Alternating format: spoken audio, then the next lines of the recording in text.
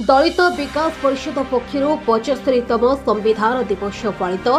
जगतसिंहपुर जिला दलित विकास परिषद पक्षर 75तम संविधान दिवस पालित हो जाइछि। नवेम्बर 26 तारिख को समग्र भारत वर्ष में संविधान दिवस भाव में पालन करा जाउछि।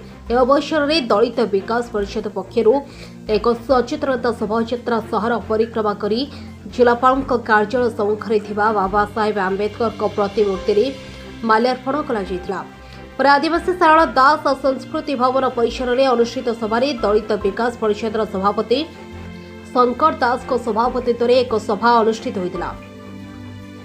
दलित समाजसेवी राजकिशोर मल्लिक, बाबाजी चरण मल्लिक, विनोद कुमार सामल, देवेंद्र बेहरा प्रमुख जोगदे संविधान को पाठ्य पुस्तक में सामिल करने संबंध आलोचना करते। संविधान को प्रत्येक स्कूल कॉलेज पाठ्य पुस्तक में सामिल करागले प्रत्येक पिला और छात्र छात्री माने संविधान विषय जानिबे और निज जीवन को सरस सुंदर करी गढ़ी तोलिबे। आज संविधान आज 75 वर्ष पदार्पण कर Baba Saheb doctor B are Ambedkar 1950 मसीहा नवेम्बर 26 तारिख में जो आज से संविधान कार्यकारी करते आज 75 वर्ष पदार्पण कर तेणु भारतर समस्त जनसाधारण को एकता सूत्र बांधि रखापी से 2 वर्ष 11 मास 17 दिन धरी संविधान रचना करते। यही वार्ता आम लोक मानक देवाई आज संविधान दिवस पालन करुचु। ये आंबेडकर स्टाच्यू में माल्यार्पण करने सहित संस्कृति भवन में आम जो अतिथि मैंने आसपर आलोचना करेंगे आम लोक मानक अवेयरनेस देवु ये आम वार्ता।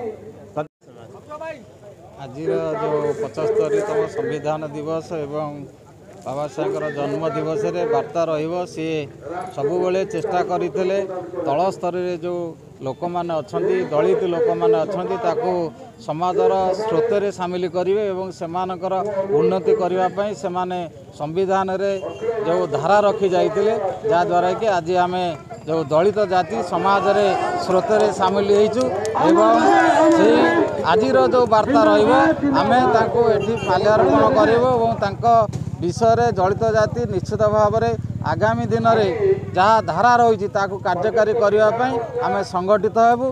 संगठित हो आमर अधिकार निश्चित भाव में आम सब्यस्त करूँ। आज जो से जो स्वप्न देखते अखंड भारत भितर आमर जो दलित राति रहिले से बर्तमान आस्ते आस्ते निपेषित हो रोचंती।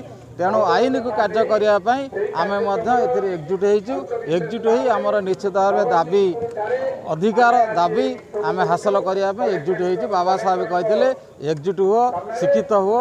तेणु आम से आधार में आज आम एकजुट हो निश्चित भाव में आमर विभिन्न दाबी अच्छी निश्चित हासिल कर। जगतसिंहपुर कुनापारी रिपोर्ट हॉटसेका मीडिया।